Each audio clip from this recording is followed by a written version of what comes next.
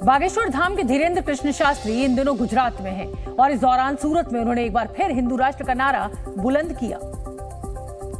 हालांकि इस बार उन्होंने अपने दरबार में एक ऐसा संकल्प लिया जिससे पाकिस्तान में भी खलबली मच गई। जिस दिन गुजरात के लोग इसी प्रकार संगठित हो जाएंगे, भारत क्या हम तो पाकिस्तान भी हिंदू राष्ट्र बनवाएंगे। इस दौरान बागेश्वर बाबा ने पाकिस्तान अधिकृत कश्मीर को लेकर भी अभियान छेड़ दिया।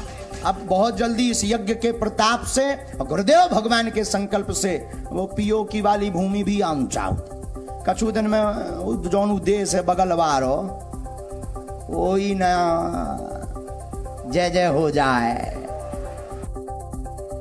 बागेश्वर धाम के धीरेन्द्र कृष्ण शास्त्री यही नहीं रुके। अपने गुरु रामभद्राचार्य की मौजूदगी में उन्होंने कहा कि पाकिस्तान अधिकृत कश्मीर यानी पीओके को राम और हिंदुस्तान की जरूरत है, क्योंकि पाकिस्तान से पीओके नहीं संभाला जा रहा है। वो तो बेचारों का कर है, समलत है नहीं ऊपे तो का करे, उन लोगों को राम की जरूरत है और हमारे पूज्य पाद गुरुदेव भगवान के आशीर्वाद की जरूरत है, भारत के संतों की जरूरत है। तो सब कहो जय सिया राम। जो राम का नहीं वो किसी, जो राम का नहीं वो किसी। बागेश्वर धाम के बाबा ने कहा कि उनके गुरु के प्रताप से पीओके क्या पाकिस्तान भी भारत में मिल जाएगा। गुरु जी ने एक बार जा यज्ञ करियो वह तो निश्चित है कि यज्ञ सफल है और वो पीओ की वाली भूमि आनी है। और फिर 2-4 साल बाद फिर हम और सब जने गुरुदेव भगवान के चरण पकड़ भी के एक बे से बड़ी ठोको गुरु जी सो पाकिस्तान ही आ जाए। धीरेन्द्र कृष्ण शास्त्री हमेशा सनातन धर्म का झंडा बुलंद करने की बात करता है और इसीलिए उन्होंने हिंदू राष्ट्र को लेकर भी अपनी सफाई दी। उन्होंने साफ किया कि वो किसी मजहब या पंथ के विरोधी नहीं है, सिर्फ सनातन के कट्टर समर्थक हैं। सच ये है, हम हिंदू राष्ट्र किसी मजहब के विरोधी नहीं है, न हम किसी पंथ के विरोधी हैं, हम सिर्फ सनातन के कट्टर हैं, हमें किसी से विरोध नहीं। सूरत के दिव्य दरबार में हजारों की भीड़ में बाबा ने कहा कि हिंदू राष्ट्र का मकसद हिंदुओं को जगाना है। इस दौरान उन्होंने कहा कि जिस दिन देश की सनातनी जनता चाह लेगी, देश हिंदू राष्ट्र बन जाएगा। उस दिन गुजरात के 4 करोड़ लोग भी 5 करोड़ लोग भी मस्तक पर तिलक लगाकर घर से बाहर निकलने लगेंगे, फैक्ट्रियों में जाने लगेंगे, कंपनियों में जाने लगेंगे, मेट्रो बस ट्रेन पर बैठने लगेंगे। अपने ऑफिस में जिस दिन 4 से 5 करोड़ हिंदू मस्तक पर तिलक लगाकर निकलने लगेंगे सड़कों पर, उसी दिन भारत हिंदू राष्ट्र की ओर अग्रसर हो जाएगा। इस दौरान बाबा धीरेन्द्र शास्त्री ने लोगों से अपील की कि उन्हें किसी पार्टी से न जोड़े, क्योंकि उनकी पार्टी सिर्फ बजरंगबली है।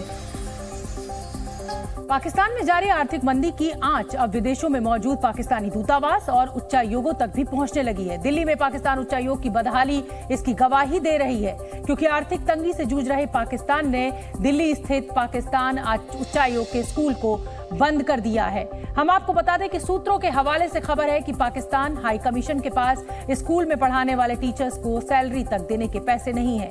बताया यह भी जा रहा है कि पिछले 1 साल से टीचर्स को उनकी सैलरी नहीं मिल पाई है। सूत्रों के मुताबिक पाकिस्तान हाई कमीशन लंबे समय से विदेश मंत्रालय से फंड मांग रहा था, लेकिन हर बार उसकी अर्जी खारिज कर दी गई। हाई कमीशन के इस स्कूल में पाकिस्तानी राजनयिकों के बच्चे पढ़ते हैं। वहीं पाकिस्तान हाई कमीशन की दलील है कि भारत के साथ तल्ख रिश्तों की वजह से उच्चायोग में कर्मचारियों की संख्या बहुत कम हो गई है, जिसके चलते हाई कमीशन के स्कूल में छात्रों की संख्या भी बहुत कम रह गई थी। जून 2020 में भारत ने पाकिस्तान उच्चायोग में कर्मचारियों की संख्या आधी करने का फैसला किया था।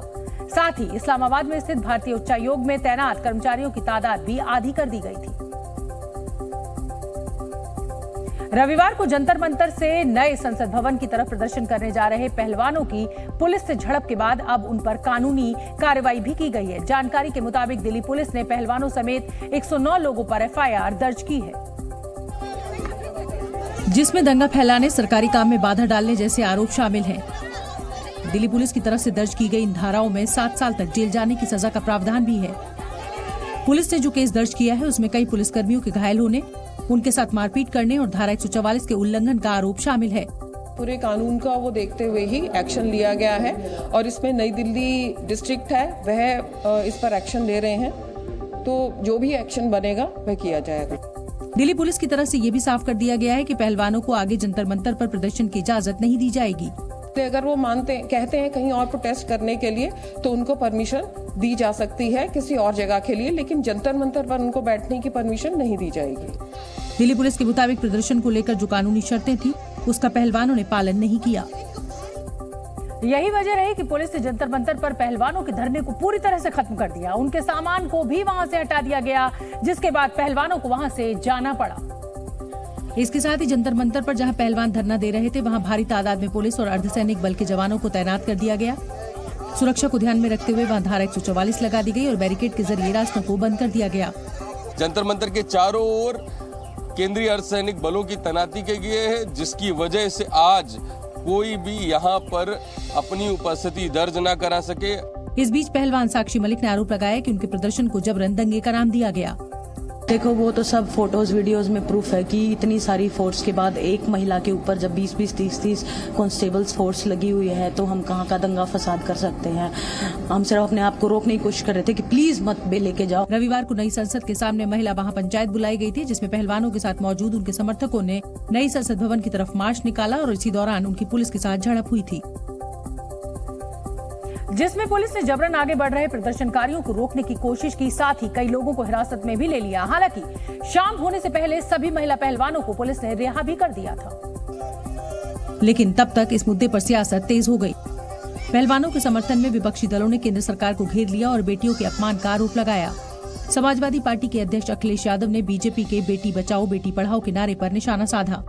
बीजेपी को जब वोट चाहिए था तो बेटी बचाओ का नारा था,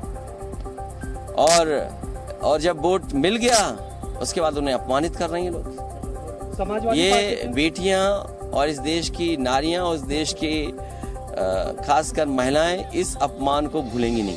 इस बीच बीजेपी की तरफ से भी साफ कर दिया गया कि कानून व्यवस्था के मुद्दे पर पुलिस ने कार्रवाई की, जिसमें सरकार का कोई रोल नहीं था। वहाँ पे इन्होंने जिस प्रकार से अराजकतावादी बयान और वहाँ पर काम करने की कोशिश की गई है, कोई भी देश का कोई भी नागरिक उसको पसंद नहीं करता। इनको स्वयं ही हट जाना चाहिए था। जब पुलिस कह रही है हट जाओ तो हट जाओ, जब नहीं हटोगे तो कुछ न कुछ तो बल प्रयोग करना ही पड़ेगा। दुष्यंत गौतम ने भी यही कहा कि अगर पहलवान पुलिस की बात सुनते तो पुलिस को एक्शन नहीं लेना पड़ता। कर्नाटक के कोप्पल में सड़क हादसे में 6 लोगों की जान चली गई। यहाँ हाईवे पर एक कार का टायर फट गया, जिसके बाद वो बेकाबू होकर सामने से आ रहे ट्रक में जा घुसी। ये टक्कर इतनी जबरदस्त थी कि लगभग पूरी की पूरी कार ट्रक में अगले हिस्से में समा गई। ट्रक में फंसी कार को निकालने के लिए लोगों को काफी मशक्कत करनी पड़ी। बताया गया कि कार में सवार लोग विजयनगर से बेंगलुरु के लिए निकले थे, तभी कोप्पल जिले के कुश्तगी इलाके में बीच सड़क पर कार का टायर फट गया। टायर फटने के बाद कार का बैलेंस बिगड़ा और सामने से आ रहे ट्रक से उसकी सीधी टक्कर हो गई। टक्कर के बाद कार में सवार सभी 6 लोगों ने अपनी ही सीट पर दम तोड़ दिया। हादसे के बाद आसपास के लोग मदद के लिए पहुंचे, लेकिन तब तक कार में सवार सभी लोगों की मौत हो चुकी थी। टक्कर के बाद कार चकनाचूर हो चुकी थी और यही वजह है कि मृतकों के शवों को निकालने के लिए भी कड़ी मशक्कत करनी पड़ी। कर्नाटक सरकार ने मृतकों के परिजनों को 2-2 लाख रुपए का मुआवजा देने का ऐलान किया है। इसरो ने चंद्रयान 3 की लॉन्चिंग डेट को लेकर एक बड़ी जानकारी दी है। इसरो चीफ एस सोमनाथ के मुताबिक चंद्रयान 3 को इसी साल जुलाई में लॉन्च किया जा सकता है। बता दें, इससे पहले इसरो ने साल 2019 में चंद्रयान 2 लॉन्च किया था। आर्थिक तंगी से जूझ रहे पाकिस्तान ने दिल्ली में स्थित पाकिस्तानी हाई कमीशन का स्कूल बंद कर दिया है। सूत्रों की माने तो टीचर्स की सैलरी नहीं दे पाने की वजह से पाक सरकार ने ये फैसला लिया है। दिल्ली पुलिस और प्रदर्शनकारी पहलवानों के बीच झड़प के बाद जंतर मंतर पर सुरक्षा बढ़ा दी गई है। पुलिस ने रविवार को ही पहलवानों के टेंटों और तंबुओं को हटा दिया था। अयोध्या का मर्यादा पुरुषोत्तम श्री राम एयरपोर्ट जुलाई 2023 से शुरू हो जाएगा। जानकारी के मुताबिक रनवे का काम 95% तक पूरा हो गया है। वहीं एयरपोर्ट भी 70% तक तैयार हो चुका है। कर्नाटक जीत के बाद राहुल गांधी ने मध्य प्रदेश में जीत का दावा किया है। राहुल गांधी ने मध्य प्रदेश में 150 सीटें जीतने का दावा किया, जिसके बाद मुख्यमंत्री शिवराज सिंह ने पलटवार करते हुए कहा कि राहुल को ख्याली पुलाव पकाना है तो पकाते रहें। हमारा इंटरनल असेसमेंट है कि हमें एमपी में 150 मिलने जा रही है। जी न्यूज़।